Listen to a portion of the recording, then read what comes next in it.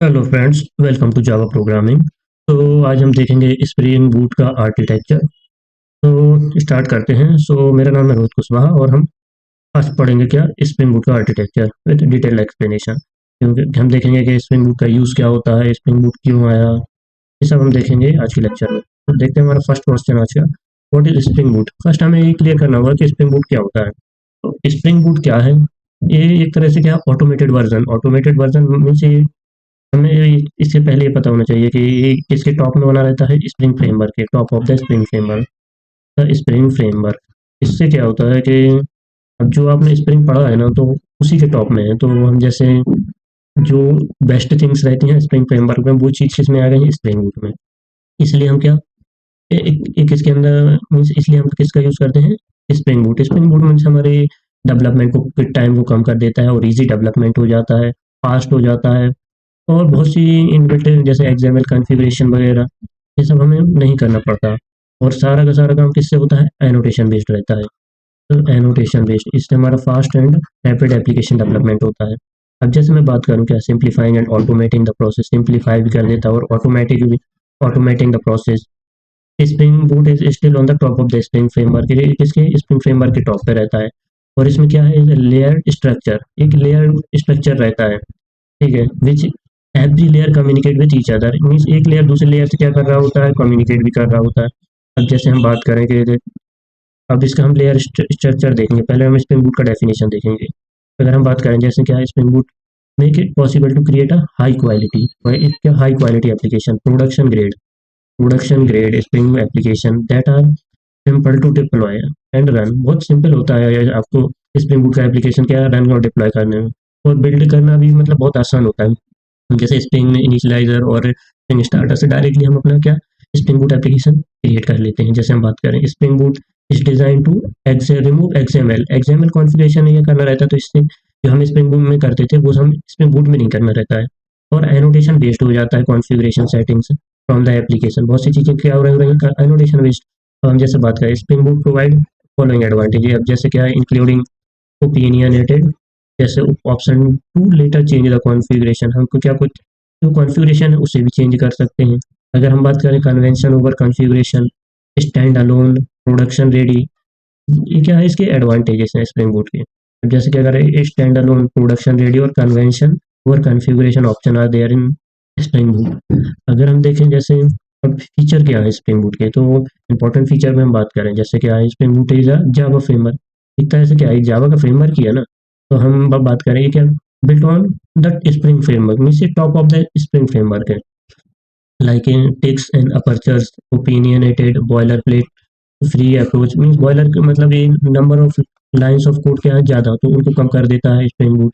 और हम बात करें स्प्रिंग एप्लीकेशन, ठीक है। और अब जैसे स्प्रिंग बूट की बात करें तो ये क्या है, ये हमें मतलब वो बॉयलर प्लेट बहुत कम बॉयलर प्लेट कोड लिखना पड़ता है, जिसका कोई मीन्स कोई सेंस नहीं रहता है। और हम बात करें जैसे बहुत कम क्या, हमें स्प्रिंग का कॉन्फ़िगरेशन करना रहता है।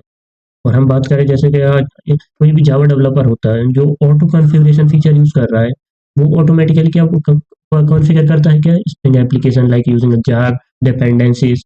तो इससे वो क्या बहुत कन्वीनियंट हो जाता है एप्लीकेशन को क्या डिप्लॉय करना, उस पर वर्क करना। ठीक है, ये इंपॉर्टेंट फीचर है किसके, स्प्रिंग बूट के।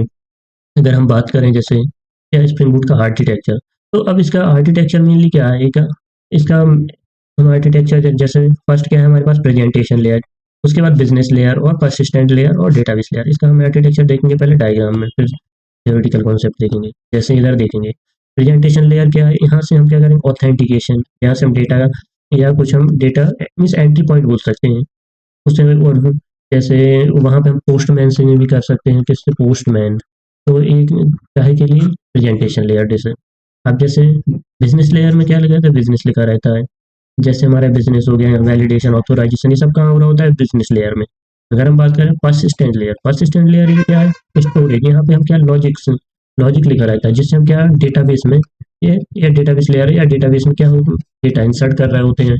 तो इसी का मतलब परसिस्टेंट लेयर का काम होता है कि डेटाबेस में डेटा ले जाना और उधर से वापस लाना। ये कौन कर रहा है, परसिस्टेंट लेयर। तो बिजनेस लेयर में पूरा बिजनेस लिखा है कि हमें कहाँ से कौन सा एक्चुअल लॉजिक, जो भी लॉजिक है वो कहाँ लिखा है, बिजनेस लेयर में। और यहाँ ये प्रेजेंटेशन लेयर, यहाँ पे हमारा कंट्रोलर रहता है, ठीक है।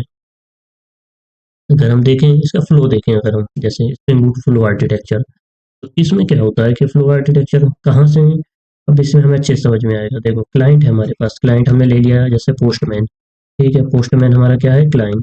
अब जब हमने यूआरएल हिट किया तो ये कहाँ जाएगा, कंट्रोलर, कंट्रोलर पे मैपिंग रहेगी हमारी, क्या मैपिंग। तो मैपिंग के बाद ये हमारा, यहाँ पे हम कोई मेथड लिखा होगा तो वो हमारी जाएगी यहाँ पे सर्विस लेयर में।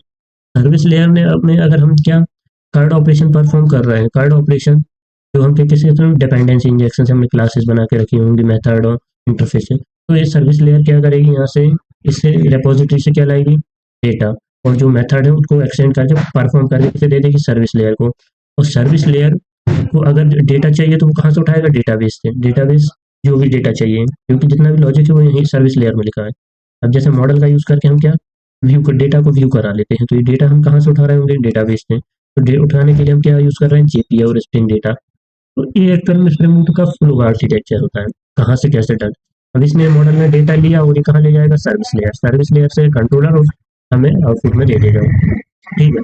अगर हम बात कर लें जैसे एक्सप्लेनेशन, तो एक्सप्लेनेशन क्या है, वो मैंने बताया वो ये जैसे वैलिडेटर क्लास को वैलिडेट करेगा, view classes and utility class have been defined, spring boot employs the same module as spring like spring MVC and so on, but if has no architecture, spring boot is the same as spring mbc। Spring boot और MVC में ज़्यादा difference नहीं है, ठीक है, but one difference is that no DAO और डाउ implementation classes are required, कहाँ पे, हमारे स्प्रिंग बूट में इम्प्लीमेंटेशन और रिक्वायर्ड नहीं होता। अब हम बात करें सिस्टम, तो क्या temporarily blocks an operation in order to create data access layer and perform card operation को परफॉर्म कर देता है, ठीक है। और अगर हम देखें क्लाइंट हैंडल्स द, क्लाइंट क्या हैंडल का, एचटीटीपी रिक्वेस्ट, क्लाइंट की एचटीटीपी रिक्वेस्ट जैसे पुट, जैसे मैंने क्या करना, अपडेट करना, गेट मतलब डेटा को फेच करना है। कंट्रोलर क्या रिसीव कर रहा है, कंट्रोलर रिक्वेस्ट को रिसीव करेगा एंड इट हैंडल्स इट, और उसी को हैंडल करेगा कि what the operation it want to perform. अगर हम जैसे बात करें कि वो रिक्वेस्ट को कहाँ, सर्विस लॉजिक में और सर्विस लेयर में भेज देगा। हम जैसे बात करें क्या, बिजनेस, बिजनेस लॉजिक की, तो बिजनेस लॉजिक क्या है, इम्प्लीमेंटिंग कहाँ पे, सर्विस लेयर में, it perform the logic on the data that is mapped in to a JPA. अब लॉजिक कहाँ लिखा है, जो डेटा मैप्ड जो जेपीए से मैप्ड है यूजिंग अ मॉडल क्लासेस, ठीक है। अब एडवांटेजेस देखते हैं स्प्रिंग बूट के, तो एडवांटेजेस क्या है, ऐसे देखो बहुत सारे हैं, जैसे क्या है, quick and easy development of spring application in groovy और जावा। और अगर हम बात करें कि क्या है, टाइम को कम करता है और स्पेंड और इंक्रीजिंग द प्रोडक्टिविटी।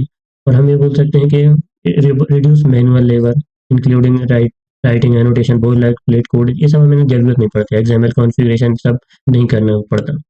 और क्या है, रिड्यूस रिस्क ऑफ एरर भी कम कर देता है स्प्रिंग बूट। अगर हम बात करें spring boot with spring, actual में एक इसका इकोसिस्टम है पूरा, स्प्रिंग के ही टॉप पे बनाया गया ना इसे।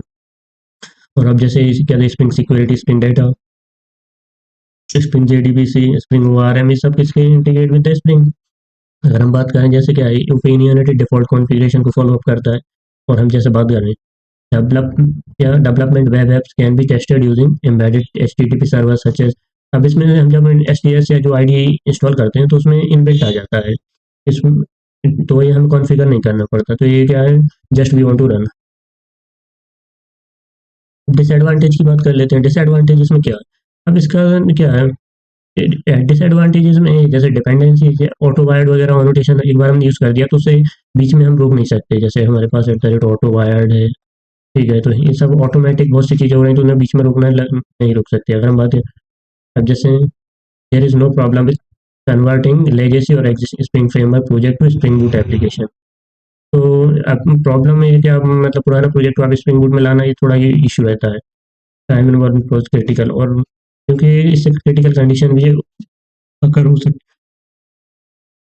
अब जैसे हम बात करें size of the application deployment file is increase, अब जो file size of the application भी क्या हो जाता है, बढ़ जाता है, because of high number of unused dependency. अब कुछ हम जो डिपेंडेंट यूज नहीं कर रहे हैं उसको भी हम डाल के रखें स्प्रिंग बूट में, तो ये इसका डिसएडवांटेजेस है।